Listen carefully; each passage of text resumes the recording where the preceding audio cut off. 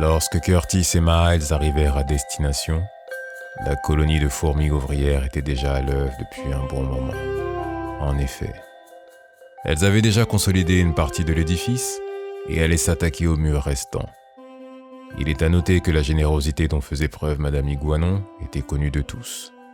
Et pour la récompenser, elles avaient prévu de lui faire une surprise en agrandissant sa bâtisse. Mais pour cela, elles devaient abattre un des murs.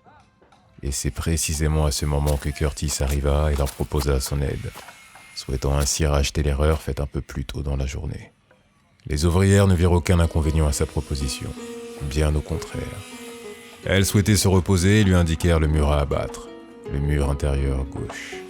Ainsi, une fois ce dernier abattu, elles pourraient démarrer l'extension de la maison et le renforcement des fondations. Curtis était emballé à l'idée de pouvoir se racheter. Il prit le marteau, le fit tournoyer et le laissa retomber sur le mur. Une première fois, puis une seconde. Des fissures apparurent et le dernier coup acheva d'abattre le mur. Miles, dans sa position de spectateur, était époustouflé par le travail de Curtis. Bravo mon copain, tu as un sacré swing. Les fourmis vont être impressionnées. Là, je pense que tu as bien rattrapé le coup avec Madame Iguanon. En revenant de leur pause, les fourmis ne trouvèrent pas les mots. Mais comment avait-il pu commettre une telle erreur ? Curtis avait réussi à se tromper de mur, les fourmis étaient folles de rage. C'est pourtant clair, Curtis. On t'avait bien dit le mur gauche et pas le droit. C'est inexcusable. Rajouta Miles à l'encontre de Curtis. Par réflexe, Curtis se terra dans sa carapace. Les fourmis, quant à elles, ne décoléraient pas. Il venait par son action de leur ajouter un surplus de travail. Elles lui demandèrent de quitter le chantier sur le champ et de ne plus jamais revenir. Curtis sortit de sa carapace et quitta les lieux tête basse, sous les grondements de l'ensemble de la colonie. Une fois arrivé à une distance raisonnable des ouvrières, Miles brisa le silence, comme à son habitude. Elles vont pas être tendre avec toi, mon copain. Toi, tu ne voulais que rendre service. Miles, tu me fatigues. Tu es une vraie girouette. Laisse-moi tranquille. Mon copain ? Dit Miles avec une moue d'une grande tristesse. Curtis était épuisé émotionnellement et physiquement. Il repassait en revue toutes les épreuves de la journée et il se dit qu'il n'arriverait décidément pas à se rattraper auprès de Madame Iguanon. Et que d'un autre côté, il avait aidé tout un tas d'autres personnes et qu'elles étaient heureuses grâce à lui. Et qu'il avait encore une chance supplémentaire de faire du bien et cette pensée lui redonna espoir. Bon Miles, c'est bon, je ne suis pas fâché. Mais si tu pouvais travailler sur tes changements d'attitude, ce serait top car c'est perturbant. J'ai beau te connaître, ça me perturbe toujours autant. Allez, il ne reste plus qu'à remettre la place de concert à la fille de Lady Truche et direction la Grand Place. Tout en disant cela, Curtis cherchait la place de concert. Il avait beau fouiller, rien. Toujours rien. Mon copain, ne me dis pas que tu as garé Sésame. Permettons d'ouvrir les portes vers le fabuleux, le sublime, le magique, la féerie. Ce n'est qu'un concert, Miles. Tu n'as pas l'impression d'exagérer ? Exagéré ? Mon copain, tu parles de Kenny, dernière représentante des papillons géants, et tu penses à la fille de Lady Truce ? Comment tu vas lui annoncer la perte du billet ? Là, je n'aimerais pas être à ta place. Miles était effondré. Je suis conscient de la situation, mais que veux-tu que je fasse ? Je pensais bien faire. J'assumerai et je trouverai un moyen de rattraper mon erreur. Franchement, apparaître à son service pour le restant de ta vie, je ne vois pas. Kenny quand même. Kenny, l'interprète de Moussika. À la place de la fille de Lady Truce, c'est le minimum que je demanderais. Heureusement pour moi alors. Tu n'es pas la fille de Lady Truche. Écoute, allons sur la Grande Place, rejoindre Papalini. Il aura peut-être des idées à me soumettre. Curtis aurait aimé avoir été exemplaire. Parfait. Lui qui était en quête du sens de la vie, mais était-ce vraiment ça la réponse à sa question ? La perfection. C'est donc la tête basse qu'il arriva sur la Grande Place. Cherchant Papalini du regard, mais au lieu de cela, il croisa le regard de Papalour.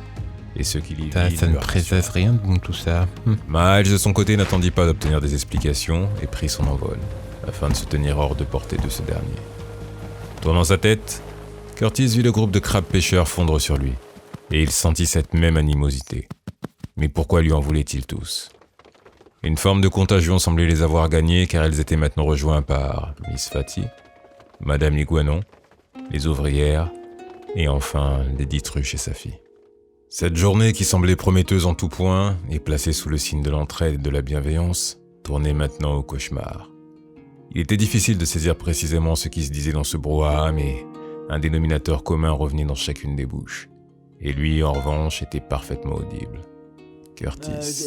Toujours lui, Tout ça à cause de lui. Curtis ceci, Merci. Curtis cela. Curtis. Le pauvre Curtis était entouré de toutes ces personnes vidant leurs sacs sur les différents déboires qu'il avait occasionnés.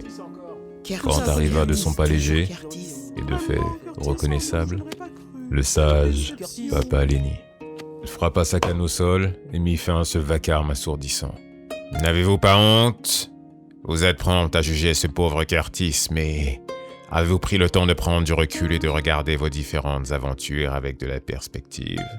Commençons par toi, Madame Iguanon. Oui, la cassé tes poteries, c'est indéniable. Et tu n'as pas pu faire ta première tournée, ni la seconde d'ailleurs. Mais sais-tu ce qu'il t'a évité et ce qu'il t'a fait gagner ? » Madame Iguanon, tout comme le reste de l'assemblée, était suspendue aux lèvres du sage, et il continua. Si tu t'étais aventuré sur la route menant au village voisin, tu aurais été attaqué par le groupe des rhino-bandits, qui à l'heure où je vous parle, a été appréhendé. Il t'a évité cela et sa seule motivation tout au long de la journée n'a été que de vouloir réparer sa supposée erreur.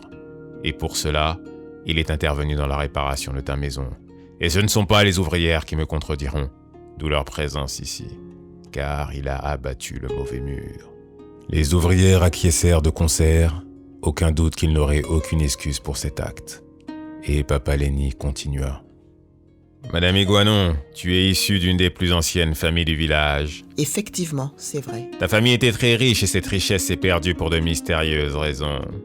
Ce qui a donné naissance à une légende sur le fait qu'un de tes ancêtres avait caché un trésor. L'endroit n'a jamais été connu et toi tu as vécu dans le dénuement et la misère, mais grâce à Curtis, cela est dorénavant terminé. En cassant le mauvais mur, il a mis à jour une pièce secrète et elle contient un trésor qui te revient de plein droit. Tu n'auras plus à parcourir toutes ces distances pour vendre des poteries, tu n'auras plus, par fierté, à avoir honte et cacher le fait que tu ne mangeais pas à ta faim. Et malgré cela, tu étais la première à partager tout ce que tu avais. Tu avais peu et tu donnais beaucoup. C'est un juste retour des choses. L'assemblée était sous le choc. Beaucoup ignoraient à quel point la situation de Madame Iguanon était compliquée. Certains retenaient leurs larmes, d'autres n'y arrivaient pas. Les événements prenaient une tournure inattendue, et ce n'était que le début. Le sage Papa Lenny ne venait que de commencer. Messieurs les crabes pêcheurs, je m'adresse maintenant à vous. Oui, il vous a fait perdre la pêche de la journée en le branchant par le bon bac, mais nous a évité à tous de grands malheurs. Vos poissons étaient malades et c'est sa supposée maladresse qui a permis de le mettre en lumière. Ils se sont mis à sécher anormalement pour finir par être totalement rigides au bout de quelques heures. Comme vous le voyez, une fois encore, Curtis a joué un rôle important. Les pêcheurs se regardèrent honteux. Ils avaient effectivement constaté le dessèchement et avaient été surpris par cette rapidité, mais avaient préféré blâmer Curtis, sans chercher à trouver le fin mot de l'histoire. Lady Truche voulut prendre la parole et déclara. Je reconnais que pour les autres, ce n'est été indéniable, mais me concernant, ma fille n'a pas pu se rendre au concert de Kenny, et Papa Lourd et Miss Fatty n'ont pas eu les repas qui leur étaient initialement réservés. Du coup, je ne vois pas en quoi cela est une bonne chose. Êtes-vous sûr de ça, Lady Truche ? Je vous demanderai de prendre le temps d'analyser les événements, de prendre de la hauteur et de regarder sur votre droite. Lady Truche tourna la tête et vit Papa Lourd et Miss Fatty échangeant des regards et des sourires, tandis que Miss Fatty lui glissait une bouchée du plat qui lui était destiné, et lui faisant pareil en retour. Voyez-vous la magie en action ?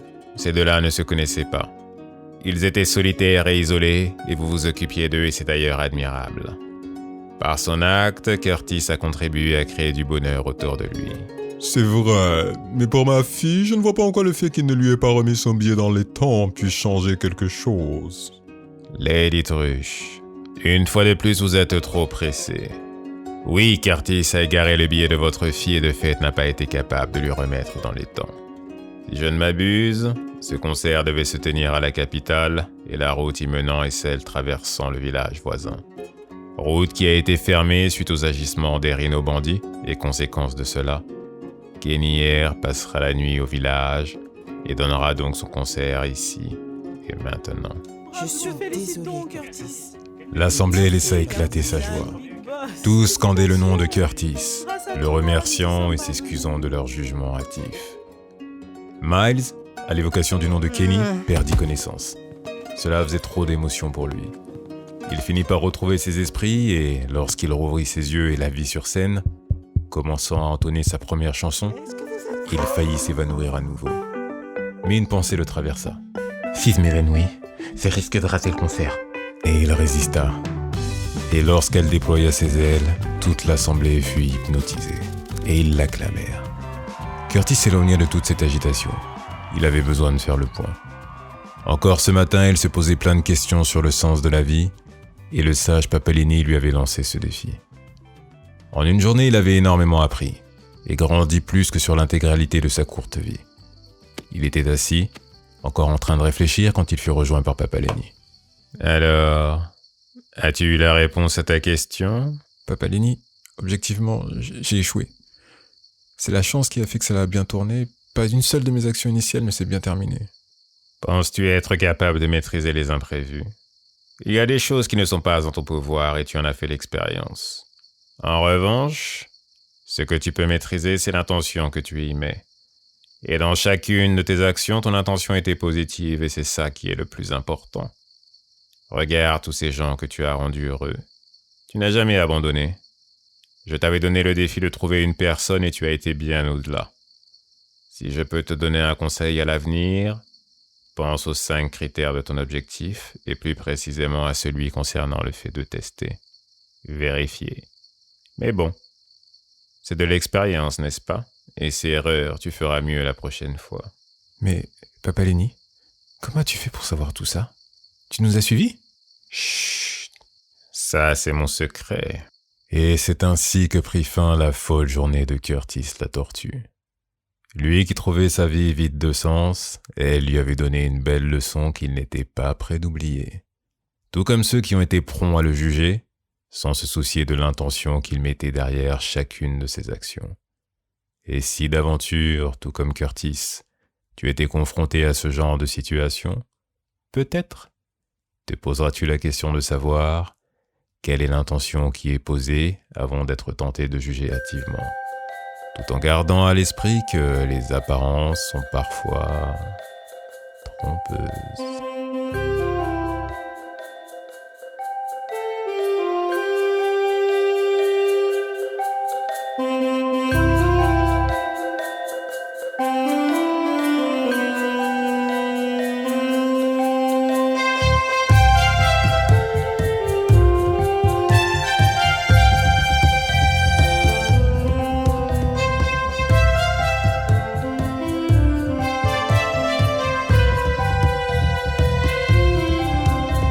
Allez, abonne-toi et commente, c'est trop bien.